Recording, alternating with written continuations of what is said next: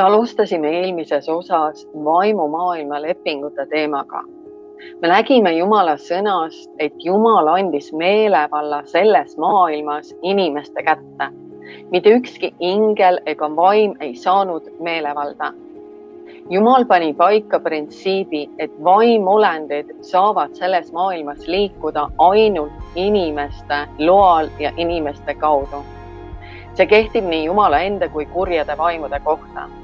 Jumal on kõikvõimas ja kõikväeline. Jumal on kõikjal olev ja kõike teadav, kuid ta ei liigu selles maailmas ilma inimkanalita. Ta otsib alati koostööd inimesega. Püha vaim ei tegutse isepäi. Ta liigub alati inimese kaudu. Täpselt sama kehtib kurjade vaimude puhul. Nad ei saa selles maailmas isepäi tegutseda. Nad vajavad lepingut inimesega. Esimese Moosese 26. peatükk ja 28. salm Piibli laiendatud tõlkest ütleb. Nad ütlesid, me nägime, et Isand on tõesti teiega. Niisiis me ütlesime, olgu nüüd meie vahel leping, kandes endaga needust, mis tabab seda, kes seda rikub. Isegi teie ja meie vahel ja tehkem teiega leping. Nad ütlesid, me nägime, et Isand on tõesti teiega. Niisiis me ütlesime, olgu nüüd meie vahel leping, kandes endaga needust, mis tabab seda, kes seda rikub. Isegi teie ja meie vahel ja tehkem teiega leping. Mis siin toimub? Mõtle sellele, nad ütlesid, me nägime, et Isand on kindlasti teiega. Me nägime seda, mitte me ei kuulnud seda. Me nägime, et Isand on kindlasti teiega. Jumala leping meiega on või peaks vähemalt olema kõrvalseisjatele nähtav. Nad peaksid nägema seda, kuidas Jumal on meiega. Ja kui nad seda näevad, tahavad nad meiega lepingu sõlmida. Me nägime selles salmis, kuidas siin taheti leping sõlmida Jumala rahvaga sellepärast, et Jumal oli nendega. Sest me rääkisime sellest, kuidas lepingud sõlmiti kahe perekonna, kahe riigi, kahe üksikisiku vahel selleks, et katta ühe poole nõrkused teise poole tugevusega. Meie elu peaks olema nähtav tunnistus Jumala ustavusest, headusest ja armust. Ja ma räägin siin sellele, et meil peaks olema tohutult palju raha või vara. Ma räägin sellest, kui Jumala kohalolu on, kui Jumala kohalolu kandjatest, meie, kes me kanname endaga Jumala kohalolu kõikjale, kuhu me läheme. Siin me näeme seda, et kõiki, kes lepingust kinni ei pidanud, tabas needus. See on ka üks asi, et see ei olnud niiviisi, et kui sa ei pidanud kinni lepingust, siis midagi eriti ei juhtunud. Neid tabas needus. Lepingu osapooled teadsid Vanatestamendi ajal, antiiku ajal, lepingu osapooled alati teadsid, et kui nad ei pea kinni oma osast lepingust, siis tuleb needus nende peale ja nad teadsid, et see needus saab hävitama kogu mitte usaldusväärse osapoole pereliini tuleviku ja elu eesmärgi. Neid lepinguid ei võetud mitte kunagi kergekäeliselt. Teise Moosese 19. peatükk ja 5. salm ütleb, kui te nüüd kuulete minu häält tões ja peate minu lepingut, siis olete minu eriline omand ja aare kõigi rahvaste seas ja kõrgemal kõigist rahvaist, sest kogu maa on minu. Me näeme siin, et kui me kuuleme Jumala häält tões ja peame tema lepingut, siis me oleme tema eriline omand ja aare. Ma loen selle uuesti, see on nii imeline minu meelest. Kui te nüüd kuulete minu häält tões ja peate minu lepingut, siis olete minu eriline omand ja aare kõigi rahvaste seas ja kõrgemal kõigist rahvaist, sest kogu maa on minu. Jumal asetab meid kõrgemale kõigist rahvaist, kui me kuuletume. 2 Moosese 31 ja 16 ütleb, seetõttu peavad iisraellased hingamispäeva kõigi oma põlvkondade jooksul. See on igavene leping. See leping, mille me sõlmime Jumalaga, see on igavene leping. Või õieti, Jumal sõlmib meiega pigem, kui see, et meie sõlmime temaga. 2 Moosese 34:10 ja isand ütles, vaata, ma panen paika lepingu. Ma panen uuesti paika Iisraeli ja minu vahelise vastastikuse lepingu tingimused. Ma teen kogu teie rahva ees imesid, imetegusid, mida pole tehtud ega loodud kogu maailmas ega ühegi rahva keskel ja kogu rahvas, kelle seas te olete, näeb isanda tööd, sest see on kohutav, hirmu äratav ja täis aukartust, mida ma teiega teen. Kõlab veidi hirmsalt, et mis mõttes kohutav, mis mõttes hirmu äratav, et kas Jumal tahab meile midagi kurja teha, aga see ei ole üldse see, mida Jumal siin ütleb. Igal lepingul on tingimused, nii ka Jumala lepingul meiega. Kasu lõikamiseks peavad mõlemad osapooled tingimustest kinni pidama. Kui meie ei pea kinni oma osa lepingust, ehk siis Jumala sõna õpetusest, ei saa me Jumala õnnistusi oodata. Ja ma ei mõtle siin seda, et me peame käsumeelselt Jumala sõna järgima. Meil tuleb pigem õppida mõtlema, käituma ja suhtuma vastavalt Jumala viisidele. Näiteks, kui meie ei usu mingeid Jumala tõotuseid, sest me pole neid oma elus täitumas näinud, siis need tõotused ei saa eales meie eludesse tulla. Selleks, et Jumala tõotused saaksid meie eludesse tulla ja meie eludes töötada, tuleb meil uskuda seda, mida Jumal oma sõnas meile on öelnud. Ka siis, kui meie hetke reaalsus karjub meile näkku, et see ei ole võimalik, mida Jumal on meile öelnud. Meil tuleb teha otsuse, et ma usun pigem Jumala sõna kui oma hetkelist reaalsust. Reaalsus on fakt, kuid Jumala sõna on tõde ja tõde on see, mis muudab faktid. Me lugesime selles kirjakohas sellised sõnad nagu kohutav ja hirmu äratav, mida Jumal lubab teha oma rahvaga. Jumal ei tee meiega mingisuguseid kohutavaid asju. Piibli laiendatud tõlge toob nurksulgudes välja sõna kohutav tähenduse selles kirjakohas, et see sõna on aukartust äratav. See kirjakoht ei ütle, et Jumal plaanib hirmsaid asju meie jaoks, vaid just seda, et Jumal soovib ilmutada oma suurust ja au meie elude kaudu.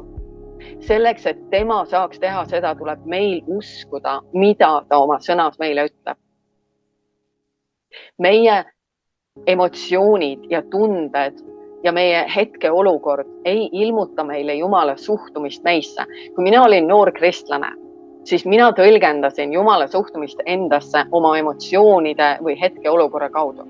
Et kui kõik oli hästi, ma tundsin ennast hästi, siis järelikult oli Jumalal hea meel minust. Aga kui mu tuju oli halb ja olukord suhteliselt sama vilets, siis ma tõlgendasin seda, et Jumal on minuga rahul olematu. Ma tegin seda täiesti absoluutselt vastupidisest sõnale, aga ma ei teadnud mitte midagi paremat siis. Sõna kinnitab, et Jumala suhtumine minusse on alati armastus. Jumal alati armastab. Ka kui minu olukord on vilets, tema ikka armastab mind. Ta üritab sellisel puhul saavutada minu tähelepanu, et minu olukorra muuta, et minu olukorra ümber pöörata. Kuid minu mõtlemises või suhtumises võib olla mingi element, mis ei luba tal seda teha. Seega minul tuleb saada teada tõde selle olukorra kohta ja mediteerida sellel tõel, selleks, et minu mõtlemine muutuks, selleks, et Jumal saaks minu olukorrast liikuda. Sest kui minu mõtlemine ei muutu, siis ei saa Jumal minu olukorrast liikuda. Ta liigub ainult usu kaudu. Ta ei saa liikuda ilma usuta. Kui mina ei usu oma südames seda, mida ta ütleb, isegi kui ma palvetan seda, aga ma oma südames tegelikult ei usu, siis ta ei saa seda teha. ja sellised palved jäävad vastuseta senikauaks, kui me muudame oma mõtlemist. Sellepärast on sõnal mediteerimine niivõrd oluline. Ja 5. Moosese, kus mul on 7 ja 9, Piibli laiendatud tõlkes ütleb: teadke, tundke ära ja mõistke, et Isand teie Jumal on Jumal, ustav Jumal, kes peab lepingut ja vankumatut armastust ja halastust 1000 põlveni nendega, kes teda armastavad ja tema käske peavad. Me teame väga hästi, et ei ole kedagi, kes lõpuni peab Jumala käske ja sellepärast on see, mille pärast on meeleparanduse elustiil niivõrd oluline, et me saame, kui me astume Jumala käsust üle, Jumala sõnast üle, siis me parandame meelt ja astume koheselt tagasi sellesse õnnistusse. Meil tuleb Jeesusest teha oma elu isand ehk olla sõnakuulelik Jumala sõnale, tema lepingule. Siis töötab Jumala leping meie eludes meie kasuks ja me oleme hoitud ja kaitstud ja Jumala õnnistus töötab meie eludes. 5. Moosese 29. peatükk ja 9. salm Piibli laiendatud tõlkest ütleb: seepärast pidage kinni selle lepingu sõnu ja tehke nende järele, et te toimetaksite targalt ning teil oleks edu kõiges, mida te teete. Ja me teame, et sedasama mõtet korratakse meile Joosua 1. peatükis. Salmid 7-8 Piibli laiendatud tõlkest ütleb: ainult sina oled tugev ja väga julge, et sa võiksid teha kogu seaduse järgi, mille mu sulane Mooses sulle andis. Ära kaldu sellest paremale ega vasakule, et sa võiksid rikastuda kõikjal, kuhu sa lähed. See on Jumala tõotus, et sa võiksid rikastuda kõikjal, kuhu sa lähed. Aga see tingimus on, et ära kaldu seadusest ei paremale ega vasakule, sest paremal ja vasakul on kraav. Ja kui ma seda seekord lugesin, seda kirja kohta, ma mõtlesin, mida, nagu, mis mõttes Jumal ütleb, et ainult sina oled tugev ja väga julge. Mõtlesin, et aga, mis on Jumala sõna pidamisel julgusega tegemist. Ma polnud seda, mul see tunne, ma olen seda kirja kohta lugenud niivõrd palju kordi, kuid ma ei olnud nagu seda ühte sõna seal kunagi varem näinud, et olen väga julge. Eestikeelne piibel ütleb veidi teisiti, aga mind pani mõtlema see, olen väga julge. Kas ei tähenda mitte seda, et kuna me läheme tegelikult vastuvoolu maailmas domineerivatele mõtteviisidele, siis me peame olema väga julged, et mitte Jumala sõnumit lahjendada, et mitte Jumala seatud reegleid pehmendada, selleks, et paremini sellesse maailma sobituda. Jumal ütleb meile, ole väga julge. Ole väga julge tegema nii, nagu mina ütlen, sest siis õnnestub su teekond. Ole väga julge tegema nii, nagu minu sõna sind juhendab, sest siis õnnestub su teekond. Ja salm 8 ütleb edasi: see seaduse raamat ei tohi lahkuda sinu suust, vaid sa pead sellel mediteerima päeval ja öösel, et sa peaksid kõike ja teeksid kõike, mis sellesse on kirjutatud, sest siis sina muudad oma teekonna jõukaks, toimetad targalt ning saavutad hea edu. See ei ole enam Jumala kätes.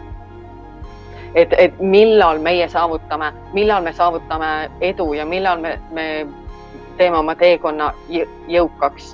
See ei sõltu enam Jumalast. Jumal on juba kõik meie eest ära teinud risti puhul. Mida see ütleb? See seaduse raamat ei tohi lahkuda sinu suust, vaid sa pead selle mediteerima päeval ja öösel, et sa peaksid kõike ja teeksid kõike, mis sellesse on kirjutatud, sest siis muudad sina oma teekonna jõukaks ja toimetad targalt ning saavutad hea edu. See vastutus on meil. Jumal ei tee seda enam meie eest, ta on juba kõik teinud. Meie edu selles elus sõltub Jumala lepingu pidamisest.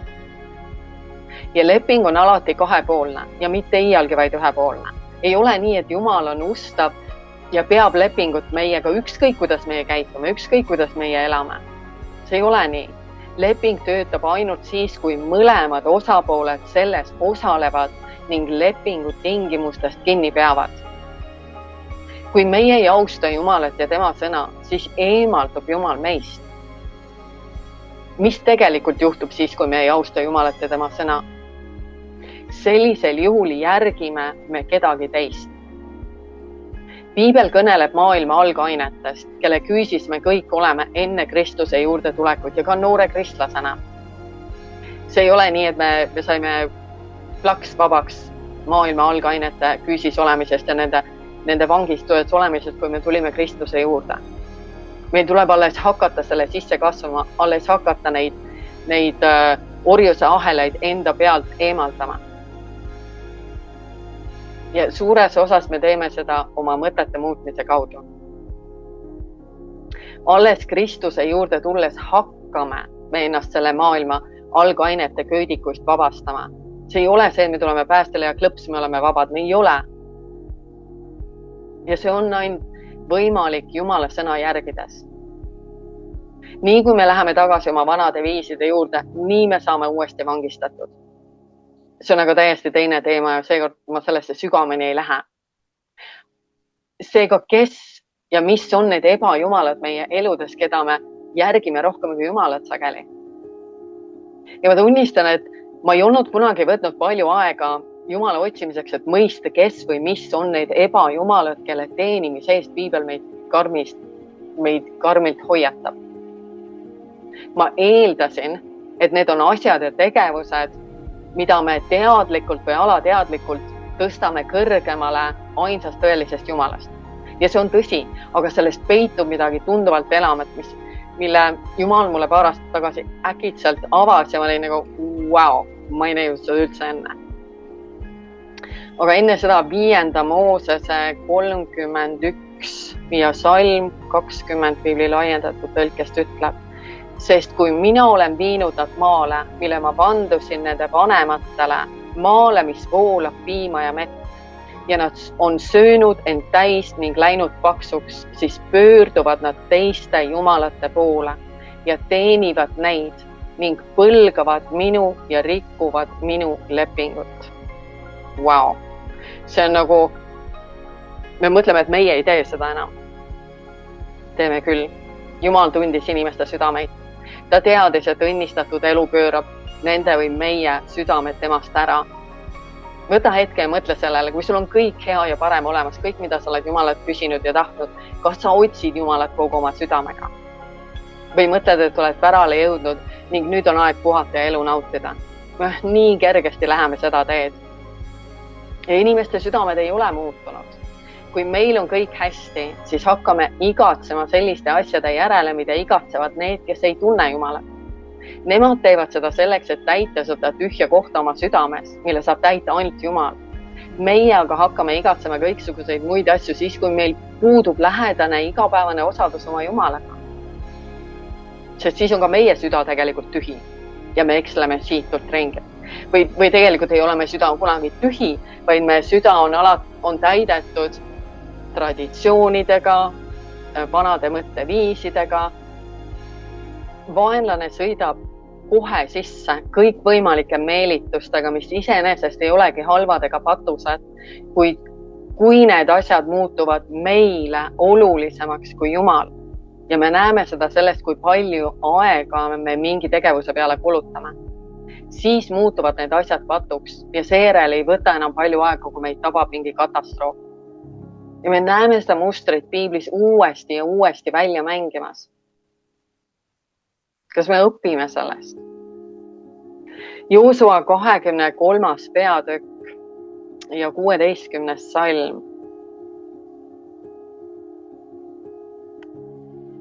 ütleb, kui te rikute Isanda oma Jumala lepingut, mille ta teiega tegi, kui teenite teisi jumalaid ja kummardate nende ees, siis süttib isanda viha põlema teie vastu ja te hukkute kiiresti sellelt healt maalt, mille ta teile on andnud. Jah, sa võid öelda, et see on Vana Testament. Aga see kehtib täpselt samamoodi praegu. Ja see ei ole sugugi tegelikult isanda viha, mis süttib sõnakuulmatute laste vastu. See on vaimumaailma leping, mille Jumal on paika pannud. Ja see leping töötab, kas me teame seda või me ei tea seda. Ja vastavalt sellele lepingule tuleb karistus nende peale, kes sõlmivad lepingud võõraste jumalatega. Ja siin ongi see küsimus, kes on need võõrad jumalad, keda me ei tohi teenida. Ja need on teemonvalitsejad, kes valitsevad üksikisikute üle, perede üle, asutuste üle, territooriumide üle, riikide üle. Ja kui me hakkame mõtlema nendest lähtuvaid mõtteid, see tähendab, me hakkame mõtlema Jumala sõnale vastupidiselt, siis me teenime teisi jumalaid.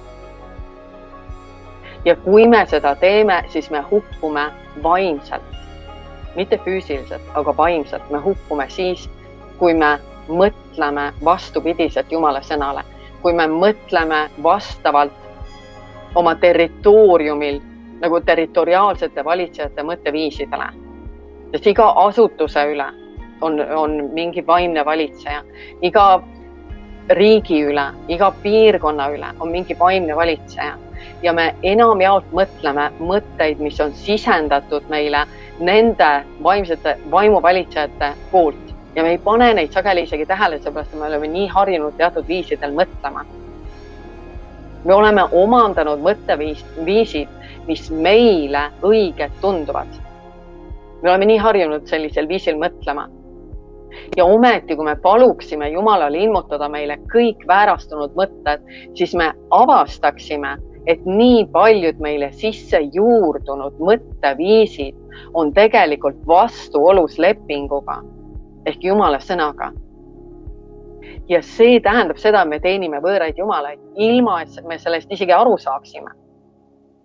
See tähendab seda, et me oleme ikka veel maailma algainete küüsis.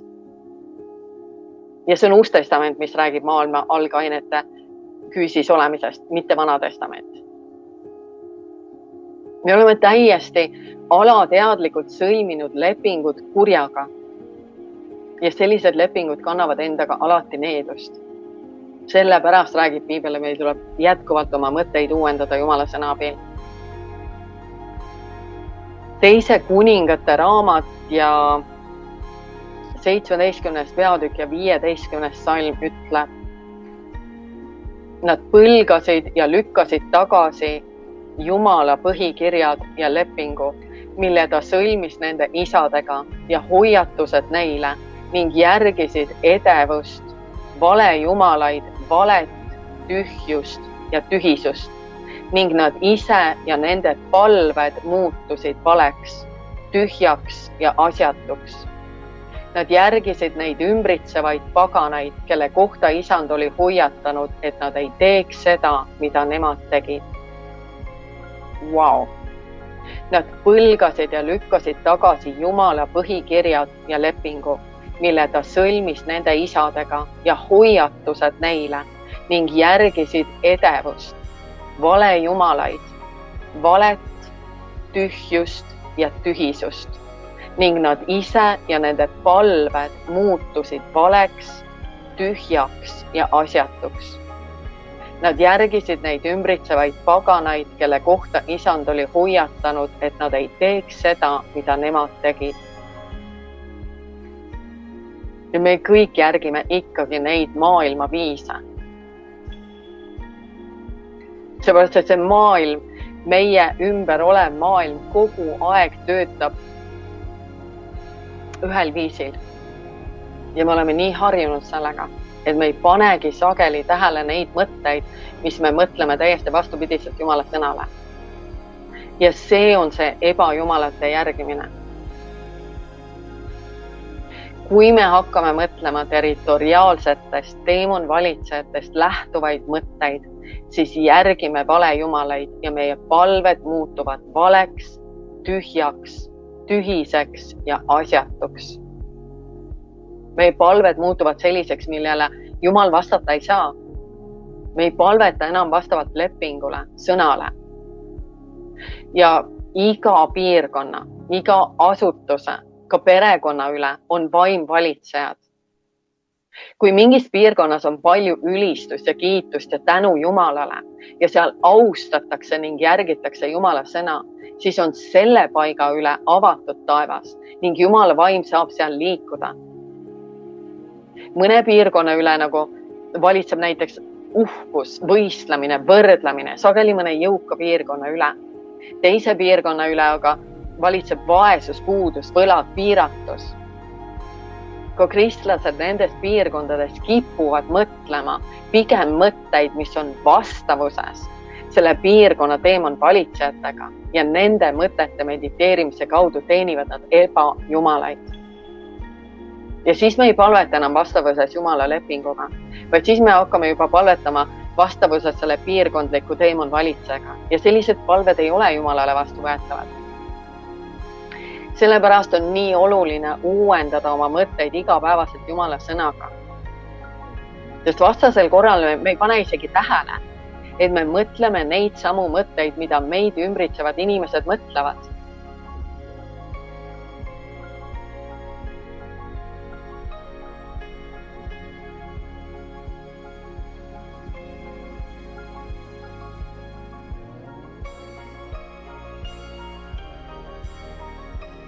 Me oleme nii harjunud teatud mõtetega, et me ei pane neid tähele kui teemonite poolt sisendatud mõtteid.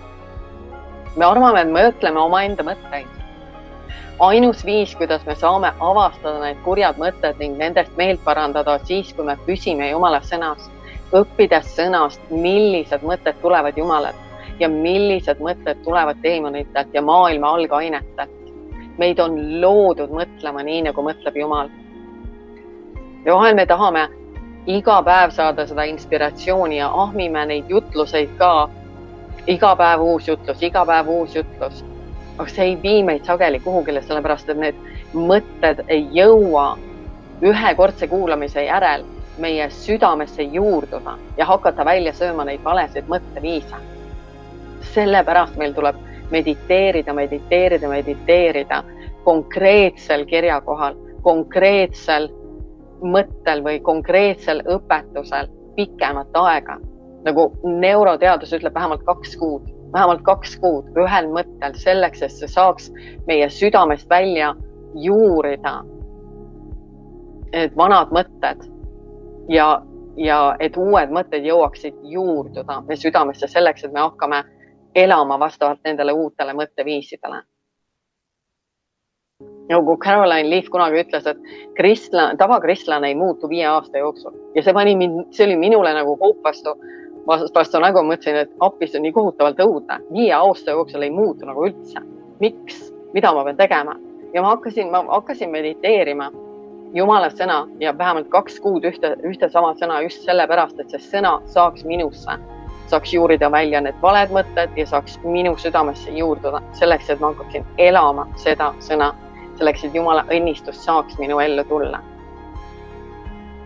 Igatahes ma loodan, et need mõtted olid sulle õnnistuseks ja eluks ja ma räägin veel edasi vaimumaailma lepingutest. Ole südamest õnnistatud ja mis iganes olukorras, mis iganes kohas oma elus praegu oled, tead täie kindlusega, et sinu taevane isa armastab sind. Sina oled tema silmad ära. Järgmise korrani. Amen.